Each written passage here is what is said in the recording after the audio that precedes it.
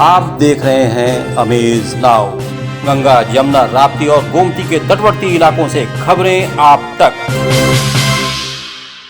नमस्कार, सत्य घटना के नए अंक के साथ मैं सुगंधा। शुरुआत करते हैं आज की मुख्य घटनाओं से। श्रावण मास के प्रथम सोमवार को गोरखपुर के सभी शिवालयों के बज उठे घंटे घड़ियाल। भगवान भोलेनाथ को भक्तों ने किया जलाभिषेक। 22 साल पूर्व कारगिल जंग में भारतीय फौजों को मिली जीत के जश्न का आज गोरखपुर वासियों ने मनाया। लेफ्टिनेंट कर्नल गौतम गुरुंग को किया याद। खोराबार पुलिस की जवाबी कार्रवाई में गैंगस्टर व हत्या आरोपी धर्मदेव यादव पुलिस की गोली से घायल। गोरखपुर जनपद के तिवारीपुर थाना क्षेत्र में चल रहे जुए के अड्डे पर छापेमारी। धंधे में लिप्त 2 अभियुक्त गिरफ्तार। और गोरखपुर महानगर में जल जमाव की समस्या बने अतिक्रमण को नगर निगम प्रवर्तन दल द्वारा कराया गया अतिक्रमण मुक्त। अब सत्य घटना विस्तार। हिंदू पंचांग के अनुसार आज श्रावण कृष्ण पक्ष तृतीया और सावन का पहला सोमवार है। हिंदू धर्म में सावन मास के साथ ही इसके सोमवार का विशेष महत्व होता है। इस महीने में भगवान शिव और माता पार्वती की पूजा की जाती है। सावन शुरू होते ही मंदिर व शिवालयों में हर हर महादेव का उद्घोष शुरू होने लगा है। वहीं गोरखपुर जनपद के सभी शिव मंदिरों सावन के पहले दिन सोमवार को भक्तों ने भगवान शिव को प्रसन्न करने के लिए रुद्राभिषेक व जलाभिषेक कर उनका आशीर्वाद लिया। इस बार कोरोना संकट के चलते ज़्यादातर लोगों ने घर पर ही भगवान शिव की विधि विधान से पूजा अर्चना की। महादेव झारखंडी मंदिर के पुजारी का कहना है कि 600 साल पुराना ये प्राचीन मंदिर है। इस मंदिर के प्रति लोगों में एक विश्वास है कि यहाँ आने से सभी की मनोकामना पूर्ण होती है। सावन का एक विशेष महत्व है। यह शिव का महीना माना गया है। सोमवार को इसलिए संख्या में भीड़ होती है कि सोम का मतलब होता है चंद्र देवता। चंद्रमा शिव जी के सिर पे विराजमान होते हैं। जब शिव जी को जल चढ़ाया जाता है तो उसके साथ साथ चंद्रमा की भी पूजा हो जाती है और उनका पूजा करने से हर एक ग्रह शांत होते हैं और हर एक मनोकामनाएं पूर्ण होती हैं। इसलिए अधिक से अधिक भक्त जो है भगवान शिव को जलाभिषेक करके अपने मनोकामनाओं की पूर्ति करते हैं। हमारे पूरे सनातन धर्म में श्रावण मास का बहुत बड़ा महत्व माना जाता है। ये उपासना का एक प्रतीक है। महादेव देवादिदेव हैं, यहाँ सभी देवताओं शरण में उनके रहते हैं। और यहाँ देखिए जो उनके भक्त हैं वो कभी भी अपनी पूजा में कोई प्रकार का बाधा नहीं क्रिएट होने देते हैं। तो जो भी तरीके हैं बहुत सारी चीज़ें हो रही हैं, लेकिन श्रद्धालुओं की कमी नहीं है। वो आ रहे हैं, जा रहे हैं। हाँ, ये है कि कोविड प्रोटोकॉल को शासन द्वारा जो भी दिशा निर्देश है उसको पालन करते हुए आ रहे हैं, जा रहे हैं। उस मात्रा में कोई कमी नहीं है। श्रद्धालु आ रहे हैं, उसी द्वारा वापस में चले जा रहे हैं। ये प्राचीन मंदिर है, मुकेश्वरनाथ मंदिर। और यहाँ पे सारी मुरादें मतलब यहाँ पे मुरादें पूरी की जाती हैं। भोलेनाथ सबकी सुनते हैं, कभी किसी को खाली हाथ नहीं लौटाते हैं। राजघाट के बगल में स्थित बाबा मुक्तेश्वर नाथ जी का मंदिर है और यह मंदिर लगभग 700 वर्ष पुराना है। और मैं समझता हूँ कि जब से हमने होश संभाला तब से इस मंदिर पर इसी तरीके से आस्था उमड़ करके आती है। और श्रावण ही नहीं, पूरे वर्ष के प्रत्येक सोमवार को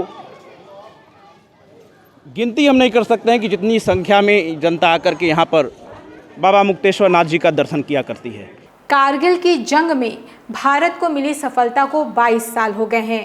भारतीय सेना के शौर्य और पराक्रम का प्रतीक कारगिल विजय दिवस हर साल 26 जुलाई को मनाया जाता है। साल 1999 में कारगिल युद्ध में देश के वीर जवानों ने पाकिस्तान को धूल चटा दी थी। कारगिल विजय दिवस के मौके पर देशवासी अपने प्राणों की आहुति देकर भारत माता की रक्षा करने वाले वीर जवानों को याद करते हैं और उन्हें श्रद्धांजलि देते हैं। उसी क्रम में गोरखपुर जनपद के जीआरडी स्थित इस युद्ध में वीर गति को प्राप्त हुए लेफ्टिनेंट गौतम गुरुंग की प्रतिमा पर सीमा जागरण मंच के सदस्यों द्वारा दीप प्रज्वलित और पुष्प अर्पित कर उनकी वीरता को याद किया गया। इस दौरान महानगर के पूर्व मेयर डॉक्टर सत्या पांडे और राकेश सिंह पहलवान भी उपस्थित रहे। वीर सैनिकों ने अपना बलिदान दे करके भारत माता का जो गौरव बढ़ाया था, उसके सम्मान में, उसके स्मृति में सीमा जागरण मंच ने पूरे देश में एक साप्ताहिक कार्यक्रम लिया है। ये हमारा आज समारोह कार्यक्रम है। आज अपना श्रद्धा सुमन हम लोग मिलके दे रहे हैं गौतम गुरुंग जी की इस प्रतिमा को, और गोरखपुर का ये लाल जिन्होंने प्राणों की बलिदान देके हम सबका मान बढ़ाया है, शत शत नमन। उनके परिवार को हम अपनी संवेदना भी व्यक्त करते हैं, साथ ही गौरवान्वित भी हैं कि उन ऐसे लाल को उन्होंने जन्म दिया। गोरखपुर जनपद के खोराबार थाना क्षेत्र स्थित रामनगर खरजहाँ 4 लेन पर बीते रविवार की देर रात पुलिस टीम पर फायरिंग कर भाग रहे बदमाश गैंगस्टर व हत्यारोपी धर्मदेव यादव पुलिस की गोली लगने से घायल हो गया। जवाबी कार्रवाई में उसके पैर में गोली लगी है, तो वहीं अंधेरे का फायदा उठाकर उसका साथी फरार हो गया। धर्मदेव यादव खोराबार के पोखरा टोला की रहने वाली दिव्या दुबे की हत्या का मुख्य आरोपी है और उसकी तलाश में पुलिस टीम काफ़ी दिनों से थी। पुलिस ने आरोपी धर्मेंद्र यादव के पास से डबल बैरंग बंदूक और एक बाइक भी बरामद किया गया है। पकड़ा गया आरोपी देवरिया जनपद के गौरी बाजार स्थित गौरी बुजुर्ग गांव का रहने वाला है। एसपी सिटी सोनम कुमार ने मीडिया से बात करते हुए बताया कि पैर में गोली लगने से घायल धर्मदेव को मेडिकल कॉलेज में भर्ती कराया गया है और उसकी साथी की तलाश की जा रही है। आज दिनांक 25/7/2021 को लगभग 9:45 बजे मुखबिर से सूचना मिली कि बागागाड़ा की तरफ से 2 बदमाश जगदीशपुर की तरफ जा रहे हैं। इस सूचना पर इंस्पेक्टर कोराबार की टीम और क्राइम ब्रांच की टीम उनका जब पीछा किया तो जंगल चौरी एयरफोर्स रडार इसके पास उन्होंने पुलिस पे जान लेने की नीयत से फायर किया। इसकी जवाबी कार्रवाई में पुलिस ने गोली चलाई तो एक बदमाश के पैर में गोली लगी और उसे तत्काल अभी हॉस्पिटल लेके गया है और दूसरा बदमाश वहाँ से फरार होने में कामयाब हो गया है। इसकी तलाश के लिए कॉम्बिंग ऑपरेशन की जा रही है। घटनास्थल से एक DBBL बंदूक, एक पल्सर, एक 12 बोर का खोखा और 2 जिंदा कारतूस बरामद किए गए हैं। आगे की विधिक कार्रवाई की जा रही है। गोरखपुर जनपद के तिवारीपुर थाना क्षेत्र स्थित एक मकान में चल रहे जुए के अड्डे पर पुलिस ने छापेमारी कर धंधे में लिप्त 2 अभियुक्तों को गिरफ्तार करने में सफलता प्राप्त की है। पूरा मामला जनपद के तिवारीपुर थाना क्षेत्र स्थित सूरजकुंड का है, जहां एक घर में काफी दिनों से जुए का अड्डा संचालित हो रहा था। स्थानीय लोगों की शिकायत के बाद पुलिस ने घर में छापेमारी कर इस धंधे में लिप्त कुलदीप सिंह और हिस्ट्री शीटर कन्हैयालाल वर्मा को गिरफ्तार कर लिया और इनके बाकी 4 साथी मौके का फायदा उठाकर फरार हो गए। पुलिस ने गिरफ्तार दोनों अभियुक्तों के पास से 45,000 रुपए नगद सहित ताश की गड्डी भी बरामद की है।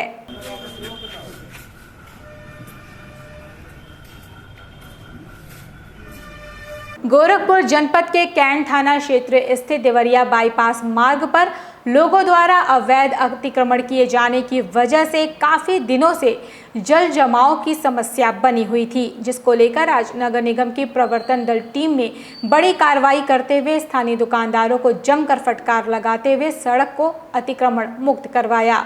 प्रवर्तन दल के प्रभारी कर्नल CP सिंह ने बताया कि सिंघाड़िया चौक स्थित दुकानदारों ने अवैध अतिक्रमण कर रखा था, जिसकी वजह से यहां जल जमाव की समस्या उत्पन्न हो रही थी। आज इसी के तहत कार्रवाई करते हुए कई दुकानदारों को वार्निंग दी गई है कि अगर 2 दिन के अंदर अतिक्रमण नहीं हटाया गया तो इसके खिलाफ सख्त कार्रवाई की जाएगी।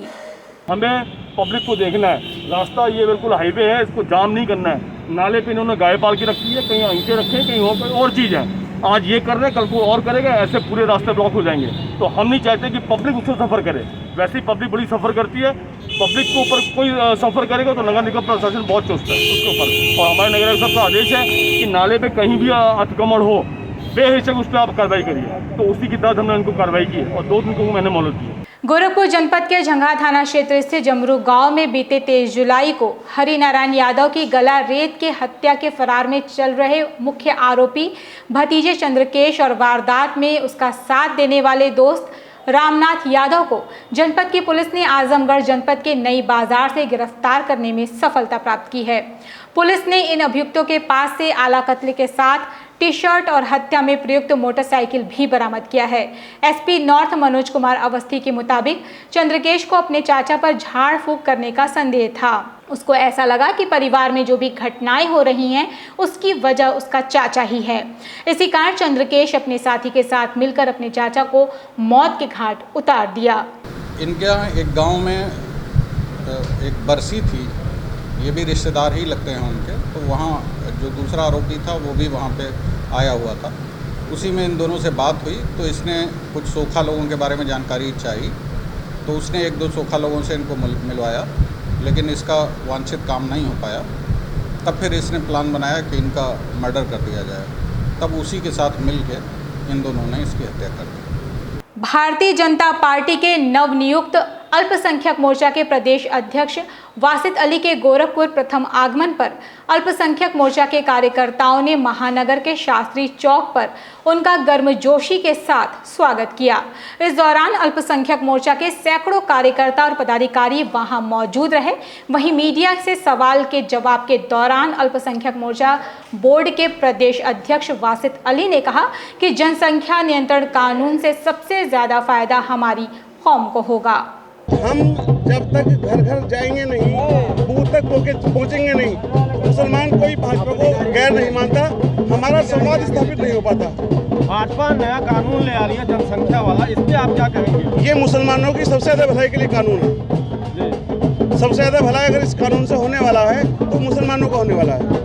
उत्तर प्रदेश में एम्बुलेंस कर्मियों ने रविवार की मध्य रात्रि 12 बजे से 108 और 102 नंबर की एम्बुलेंस सेवाएं ठप कर दी हैं, जिस कारण प्रदेश भर की करीब 2500 से अधिक एम्बुलेंस के पहिए रुक गए हैं और अभी तक एम्बुलेंस का संचालन शुरू नहीं हो पाया है। हालांकि शासन की ओर से एमसा लगाने का निर्देश दिया गया है, लेकिन इसके बाद भी एम्बुलेंस कर्मियों का हड़ताल जारी है। प्रदेश में एम्बुलेंस की एलएस सेवा नई कंपनी जिगित्सा को सौंपी गई है, जो नए सिरे से कर्मचारियों की भर्ती कर रही है, जिसके कारण पहले से कार्यरत कर्मचारी इसका विरोध कर रहे हैं। कई दौर की बातचीत के बाद भी समझौता नहीं होने पर एलएस एम्बुलेंस कर्मचारियों के समर्थन में 102 और 108 एम्बुलेंस कर्मियों ने भी हड़ताल शुरू कर दी। संघ की मांग है कि एम्बुलेंस कर्मियों को पहले की तरह मानदेय दिया जाए, उनसे किसी तरह का बॉन्ड न भरवाया जाए और कोरोना काल में शहीद होने वाले कर्मचारियों के परिजनों को 50 लाख रुपए का मुआवजा दिया जाए। ये जो हड़ताल हुई है प्रदेश व्यापी हड़ताल है, ना कि केवल आजमगढ़ में गाड़ियाँ खड़ी हुई हैं। और प्रदेश व्यापी हड़ताल होने का मात्र एक रीज़न है कि हमारे 250 कर्मचारी 250 एम्बुलेंस पे 1200 कर्मचारी एलएस एडवांस लाइफ सपोर्ट पे थे। उनको कंपनी जिगित्सा और जीबी के अभी तक तो एडवांस लाइफ सपोर्ट का टेंडर जीबी के पास था, तो जीबी के चला रही थी, कोई आपत्ति नहीं थी। अब इसका टेंडर योगी जी की सरकार में दे दिया गया जिगित्सा हेल्थ केयर को। अब चिकित्सा हेल्थ केयर जो है हमारे कर्मचारियों को समायोजित करने के लिए तैयार भी हो रही है, तो वो कह रहे 20,000 रुपये की डीडी दीजिए आप और प्लस 10,700 रुपये आपको वेतन दिया जाएगा। ये बताइए 12,700 रुपये हमको वेतन मिलता है, हम 10 मतलब निरंतर वेतन आगे बढ़ता है, हम लोगों का वेतन कम होता जाता है। अब बताइए 12,725 से हम 10,725 पे कैसे ड्यूटी कर लें। यूपी के संत कबीर नगर जिले के बौर ब्यास गांव में 24 जुलाई को किसान नेता लक्ष्मण पांडे की धारदार हथियार से चौराहे पर हत्या कर दी गई थी, जिसका खुलासा पुलिस के लिए किसी चुनौती से कम नहीं था। वहीं एसपी ने हत्यारों की गिरफ्तारी के लिए 4 थानों सहित कुल 60 टीमों को लगा रखा था, जिसमें हत्या के मुख्य आरोपी अजय राय को पुलिस ने आज गिरफ्तार किया है। आपको बता दें कि बखिरा थाना क्षेत्र के बौर व्यास गांव निवासी लक्ष्मण पांडे पुत्र रघुनंदन पांडे की धारदार हथियार से हत्या कर दी गई थी। हत्यारों की गिरफ्तारी को लेकर किसान यूनियन के नेताओं ने शव को सड़क पर रखकर चक्का जाम किया था और हत्यारों की गिरफ्तारी पुलिस के लिए चुनौती बनी हुई थी, जिसमें जनपद के 4 थाना अध्यक्ष सहित कुल 60 टीमों ने मिलकर हत्या के मुख्य आरोपी अजय राय पुत्र हरिराम राय को गिरफ्तार करके न्यायालय रवाना कर दिया है। एसपी डॉक्टर कौस्तुभ ने बताया कि जमीनी रंजिश को लेकर किसान नेता की अजय राय ने अकेले ही गांव के चौराहे पर हत्या कर दिया था। बौर ब्यास गांव थाना बखीरा, वहां पर एक लक्ष्मण पांडे नामक व्यक्ति थे जिनकी एक धारदार औजार से मारकर हत्या कर दी गई थी। उस क्रम में हमारे जनपद की कई टीमें लगी थी, एसओजी स्वाट तथा थाना स्थानीय की टीम लगी थी। इस टीम द्वारा कुछ ही घंटों के अंदर इसके मुख्य अभियुक्त अजय राय इनको गिरफ्तार कर लिया गया है। साथ में इसमें जो औजार प्रयोग किया गया था इनको मारने के लिए वो भी प्राप्त कर लिया गया है और इसमें अन्य जो अभियुक्त हैं, जो नामजद अभियुक्त हैं, उनकी गिरफ्तारी हेतु टीमें लगी हुई हैं। इसमें गिरफ्तार करने वाली टीम ने बहुत ही त्वरित काम किया है और ये एक संवेदनशील मामला था क्योंकि ये हमारे किसान यूनियन के नेता भी थे, तो इसमें इस पूरी टीम बधाई के पात्र है कि इसने कुछ ही घंटों के अंदर इसमें पटापेक्ष किया है पूरे प्रकरण का। मुख्यमंत्री योगी आदित्यनाथ के बहुप्रतीक्षित महत्वाकांक्षी योजना पूर्वांचल एक्सप्रेस के 15 अगस्त स्वतंत्रता दिवस के दिन शुरू होने की तैयारी जोर शोर से चल रही है। प्रमुख सचिव गृह यूपीडीए के मुख्य कार्यपालक अधिकारी अवनीश अवस्थी निर्माणाधीन पूर्वांचल एक्सप्रेस के ही रास्ते अचानक आजमगढ़ पहुंच गए। अवनीश अवस्थी ने बताया कि वह सुबह 10:50 पर लखनऊ से पूर्वांचल एक्सप्रेस से वे चले और 3:30 पर निरीक्षण करते हुए आजमगढ़ आ गए। प्रोजेक्ट लगभग कंप्लीट है। उन्होंने ये भी कहा कि मुख्यमंत्री ने निर्णय लिया है कि पूर्वांचल एक्सप्रेसवे के बगल में इंडस्ट्रियल कॉरिडोर है। इसके लिए किसानों को तैयार किया जाएगा। जहां जहां तैयार होंगे वहां फूड प्रोसेसिंग इंडस्ट्री समेत इस क्षेत्र से संबंधित अन्य इंडस्ट्रियल प्लांट स्थापित होंगे। पूर्वांचल एक्सप्रेसवे लखनऊ, बाराबंकी, अमेठी, सुल्तानपुर, आजमगढ़, मऊ होते हुए गाजीपुर तक जाएगा। कुल लंबाई 341 किलोमीटर है। माना जा रहा है कि पूर्वांचल के विकास के लिए मील का पत्थर साबित होगा। 2017 में प्रधानमंत्री नरेंद्र मोदी ने आजमगढ़ से इस रोड का शिलान्यास किया था। तो ये एक पूरे पूर्वांचल के लिए बहुत बड़ी देन है। माननीय मुख्यमंत्री जी ने मुझे आदेश दिया है कि इसको जल्दी से जल्दी कंप्लीट कराएं। हमारी कोशिश है कि अगस्त में जितना मेन काम है वो पूरा हो जाए और उसी के बाद फिर इसको जो है ट्रैफिक भी चालू करने की व्यवस्था पूरी होगी। इस पूरे पूर्वांचल एक्सप्रेसवे के बगल में इंडस्ट्रियल कॉरिडोर भी बनाने का निर्णय मुख्यमंत्री जी ने लिया है। वो भी बहुत जल्दी जो है उस पर निर्णय हो जाएगा और पूरे क्षेत्र में जहाँ जहाँ किसान तैयार होंगे वहाँ इंडस्ट्रियल बेल्ट के लिए ज़मीन भी ली जाएगी और उसको जो है आगे इंडस्ट्री और फूड प्रोसेसिंग इंडस्ट्री और इस क्षेत्र से संबंधित इंडस्ट्रीज को लगाया जाएगा। सत्य घटना में ये थी अब तक की खबरें। तेज, सटीक और ताज़ी घटनाओं को जानने के लिए जुड़े रहें अमेज नाउ के फेसबुक पेज, यूट्यूब चैनल और वेब पोर्टल से। इस वक्त में बस इतना ही। अगले अंक में आपसे फिर से होगी मुलाकात। तब तक के लिए हमें इजाज़त दीजिए। नमस्कार।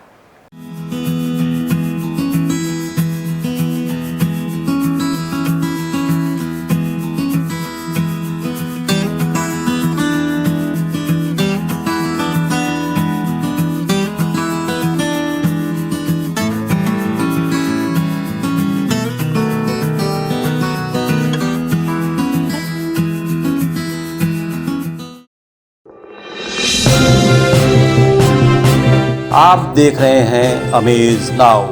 गंगा, यमुना, राप्ती और गोमती के तटवर्ती इलाकों से खबरें आप तक।